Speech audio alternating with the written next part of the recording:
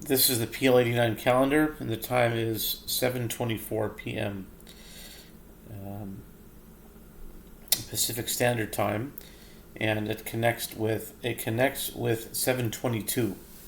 Originally, this was for 7:22 p.m., but 7:24 is also connected because today is it's box number 24.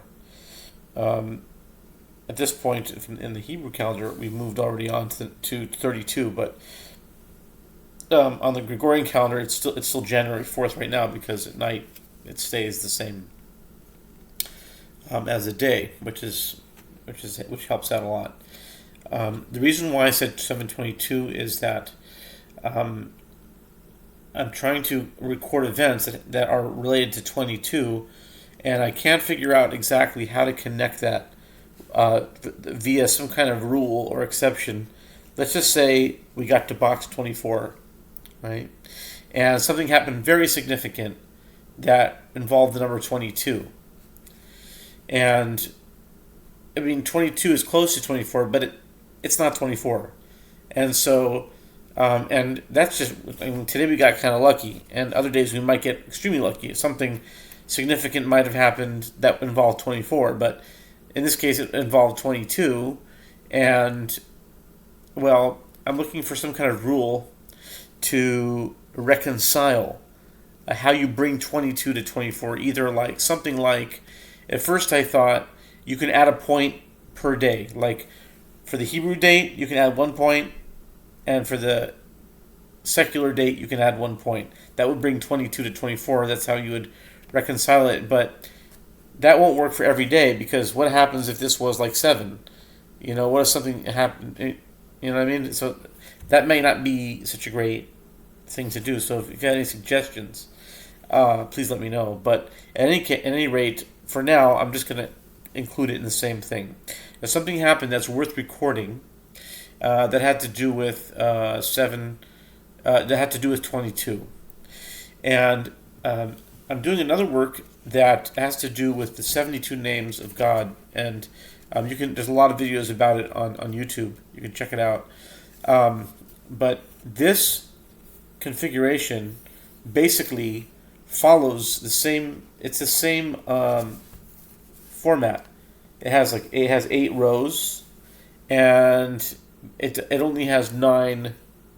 I'm sorry, it has 8 columns, and it has 8, and it has 9. I'm sorry, it has 9 rows because it's 72. So 8 times 9. But this is 8 times 10. But it still contains it. It's still the basic same look. Now, the thing that happened, and what I'm doing with that is every day from the beginning of the year, I'm meditating on a name. So let's say the first name of the 72 names started on Rosh Hashanah, which is the Jewish New Year, and this year Rosh Hashanah was, I think, October 3rd, right? I think it was October 3rd or 4th. Yeah. I think it was October 3rd and the 4th. Thursday and Friday. Wednesday was the 2nd, yeah. I think so. And so it started, so name 1 started here and just went and so forth. And then once we finished 72 days of the year, then it went back to the beginning at 73. So this would be 73, 74, 75, and then we just passed by Hanukkah. What's interesting is that the gematria, the numerical value of Hanukkah, equals 89, and 89th day of the year is smack in the middle of Hanukkah.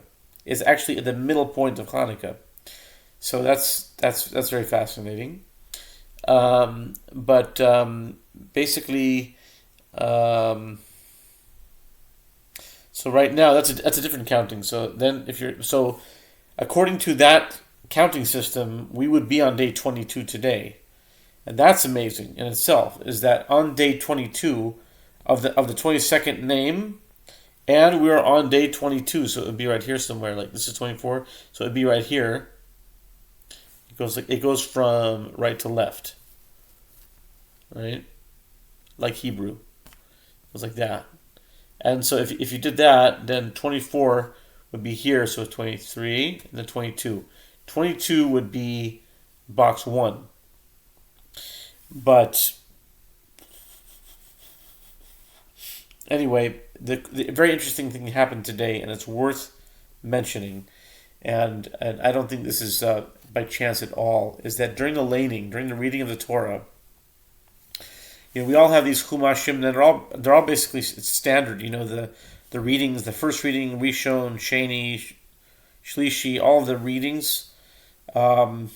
It's like 90. I would say 99% of all the Chumash, the Jewish Hebrew Bibles, they're all the same. I mean, vast majority.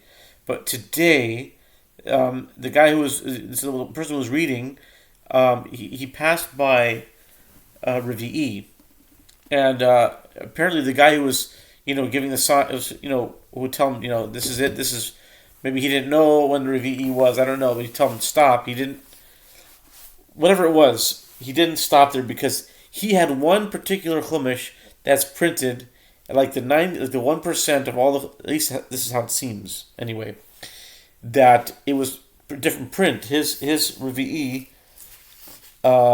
stopped at a different place. So he went on. He passed by the standard Revi'i, and he kept going. And until everyone said, "Hey, what's going on?" They started making some noise. He went several verses forward. But I paid attention to where he stopped, and he went according to this. This is an art scroll chumash, and this is like the normal thing. It was like, what does it say there? Okay, so Revi would have stopped here at Ichlu Eschel of Haaretz, and he went to V'ata Tuvesa Zosa Su Kachulachem Meretz Mitzrayim. He went up to the point. So we're talking about. So Revi is where Yosef is telling them to take wagons of goods, and to his family in Israel, and so V'yasu Cain, and they did, Israel did this, the sons of Israel did this, and they gave, and Yosef gave them agalot, these wagons through Pharaoh, and he gave them food and stuff, all kinds of provisions for the way, and so it says here, to each of them he gave changes of clothing, but to Benjamin he gave 300 kesef, 300 silver pieces, and he gave him 5 changes of clothing, and that's where he stopped. That's like, I think it's not by accident, and I think that's. But what's really amazing is that verse is verse Chav Beis, is verse 22, and today is 22 in the count. So the fact that he stopped at this verse, and I'm counting in my system, nothing to do with what happened today. Last night, I mean, I already was saying today is going to be 22. This thing happens, and it's in verse 22 that he stopped, in this unusual stopping place. So that is confirmation that, number one, that my counting system is correct, that it's on target, meaning if I'm counting 22 and something happens right here in verse 22, I don't think that's a coincidence. That's a good indicator that just like keep doing what you're doing type of thing. And it also points out, well, maybe that's just the one thing. But what I did mention was that we talked about changes of clothing and 300 silver. So these are all significant things. But what's very significant, I think, is the word smalot, and it's spelled defectively. It's spelled without a vav, and without a vav, it has a numerical value of 770. like none other than the Chabad 770. So there might be something to that. Like Joseph gives his brothers changes of clothing as if to say that when when you're being influenced by Joseph, or you're coming into his sphere of influence, or his presence, he gives you clothing to change into. And and the 770 might be something connected to that. I haven't fully developed that yet, but that's the idea. That's the idea for now. And so I think that's what I'll leave it at that for now.